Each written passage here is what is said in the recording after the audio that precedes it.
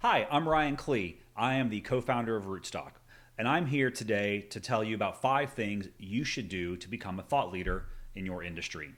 Number 1, articulate your thought leadership position. A thought leadership position is a unique thesis about how an entire field can do better as it rises to meet present and future challenges and opportunities. It's strategically chosen to support the goals of the thought leader, you, then shared freely with all relevant stakeholders in order to start, advance, and nurture important conversations that lead everyone toward a better way.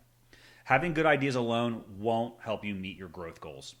Developing, crafting, and sharing your thought leadership position with strategic vision and discipline is required to elevate your industry status and grow your brand.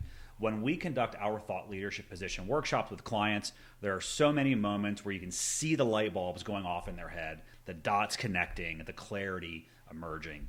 These are super smart people who just needed some help to unearth and articulate their best thinking and overcome strategic barriers. During those sessions, we've been compared to therapists, had clients say, I see what's happening, and have borne witness to a client's strategic shift in the focus of her business in real time. Number 2, create a thought leadership strategy and ecosystem that supports your growth goals. We build clients' thought leadership ecosystems around 3 key areas: strategy and story, conversations and content, and connections and clout. The strategy and story sections help you figure out what target audiences and ideal customer profiles you want to get in front of and how you're going to talk to them based on your thought leadership position and your company's brand narrative guide. From here, you can create the kinds of content that those buyers and decision makers need, which will help generate more conversations and connections, all adding up to more clout and opening more doors. This all looks different for each client, but we've helped clients build their ecosystem through tactics such as paid and unpaid speaking gigs, contributed editorial or media, LinkedIn content, podcasts, both being on them and creating their own, videos, hosting events, case studies, awards, blogs, newsletters, connections, and relationship building, and lots more. Number 3, be consistent. Becoming a thought leader is a responsibility and a commitment that requires an investment of time, resources, and energy. It's not something that happens overnight. It takes consistency and confidence, but progressively, this practice creates a dedicated group of fans and followers to help thought leaders replicate and scale their ideas into impactful change that moves everyone involved towards that better way. We had a fast-growing, founder-led software consulting client that believed there was a better way to build good software than the current practices. We've repeatedly and consistently told that story in various ways through various channels, spreading the founder's thought leadership messaging through case studies, podcast appearances, his own video podcast, his personal LinkedIn, and contributing editorial to industry publications.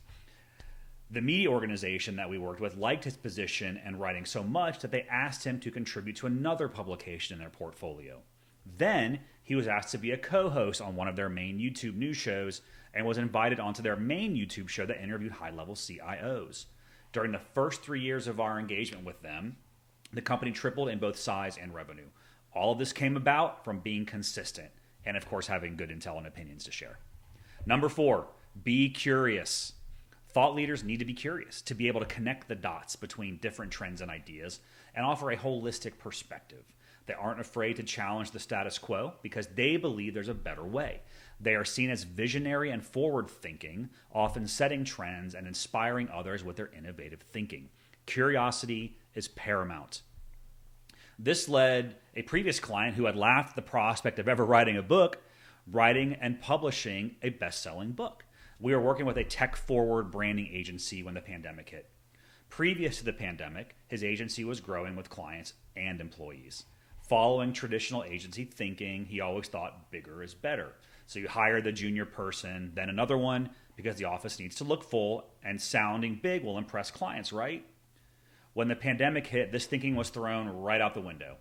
Seeing where we were all likely headed when it came to virtual work, he began wondering, what does the future of an agency look like? He realized they could be small by design, but just as impactful.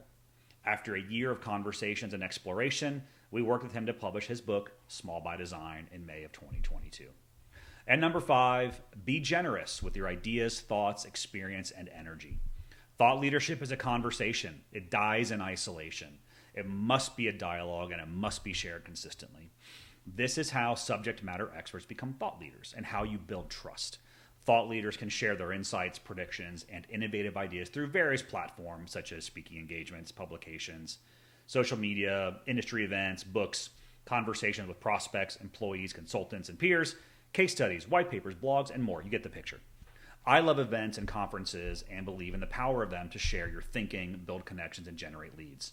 Whether in person or virtually, it's energizing to watch people's faces light up when a client's presenting because something they just said resonated or helped them see something in a different light. I hope you enjoyed this. Use these tips to get started on your own thought leadership journey. Good luck.